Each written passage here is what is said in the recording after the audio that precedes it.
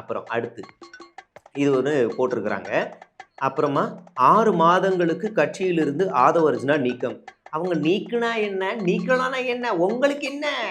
உங்களுக்கு என்ன? பதிவு பண்றாங்க. அடுத்து இதெல்லாம் முடியுது. கடைசியா பிப்ரவரி 1, 2025 வெற்றிகரமாக ஆதவ் கட்சியில் இணைந்தார்னு முழுக்க முழுக்க ஆதவுடைய லாபிஸ்குள்ளேயே பசவான ஆளுன்னு முன்னாடி சொன்னல, அதுக்குள்ளேயே சேர்ற மாதிரி ஒரு செட்டப் எல்லாம் பண்ணிக்கிட்டு அங்கேருந்து பிரித்து கொண்டு வந்து இந்த வேலையெல்லாம் பார்த்துக்கிட்டு இன்னைக்கு விக்டீம் நாடகம் ஆடுறாங்க.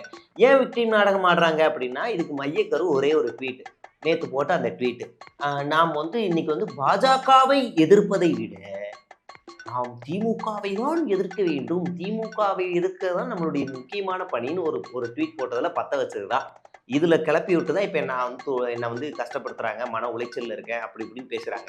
இப்போ நாம் என்ன புரிஞ்சுக்கணும் அப்படின்னா, எந்த கட்சி அதிகாரத்திலையுமே இல்லாத ஒரு நபருக்கு ஒரு மாநில நிர்வாகிகள் எல்லாரும் பேசுகிறாங்க, இவங்ககிட்ட பொறுப்பு கொடுக்குறாங்க அப்படின்றாங்க. அவங்க மேலே அவ்வளோ குற்றச்சாட்டு வைக்கிறாங்க. ஊழல் பண்ணியிருக்கான், கோடிக்கணக்கில் வாங்கியிருக்காங்க, அப்படி இப்படின்னு பேசுகிறாங்க. ஆக மொத்தத்தில் நம்ம என்ன புரிஞ்சுக்கணும், விஜய்ங்கிறது ஒரு மெட்டீரியல், ஒரு ப்ராடக்ட். அது அந்த ப்ராடக்டை சுற்றி இவ்வளவு அக்குரமம், அநியாயம், ஊழல், பெருச்சாளிகள் எல்லாம் மேயுது. அப்படி மேயுது. இவங்க தான் வந்து இந்த தமிழ்நாட்டினுடைய மாற்றத்தை கொண்டு வர போகிறாங்க, ஊழலை ஒழிக்க போகிறாங்க, பெண்களுக்கு பாதுகாப்பு தர போகிறாங்க, வளர்ச்சியை கொண்டு வர போகிறாங்க. இவங்கெல்லாம் பண்ண போகிறாங்க. இவங்களுக்குள்ளேயே ஒழுக்கம் இல்லை, சுய கட்டுப்பாடுகள் எதுவுமே இல்லை. அக்கிரமத்தோட அநியாயத்தோட மறு உருவமாக இருக்கிறாங்க. இவங்க வந்து நமக்கு வந்து பாடம் எடுக்கிறாங்க.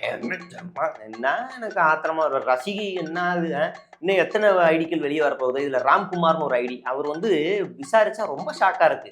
தலைவர் வந்து பிகாரியில இருந்துட்டு எஸ்ஐஆருக்கு இங்க வந்து முட்டு கொடுத்துக்கிட்டு இருக்காரு. திமுக எடுத்து பிகாரிக்கு எஸ்ஐஆர்.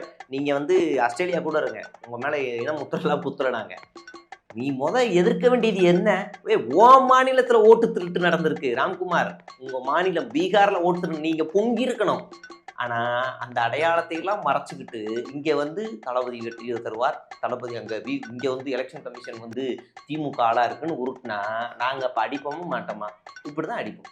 இப்ப இவங்க எல்லாம் அக்கப்போர், அநியாயத்தோட அக்கப்போரா இந்த வேலையெல்லாம் செஞ்சுக்கிட்டு இருக்காங்க. இதனுடைய நீட்சியா அடுத்து என்ன அப்டேட் இவங்க கட்சிக்குள்ள இருந்தே வருது. இந்த கட்சிக்கு ஸ்பைலாம் வைக்க வேணாம், அவங்களே அம்பலப்படுத்தி வெளியே வந்து விட்டுருவாங்க, தேர் எழுத்தி இவங்களே தெருவில் வெளியே விட்டுருவாங்க. நாளைக்கு என்ன நடக்குது அப்படிங்கிறத பொறுத்திருந்து பார்ப்போம். தொடர்ந்து பேசுவோம். நன்றி, வணக்கம்.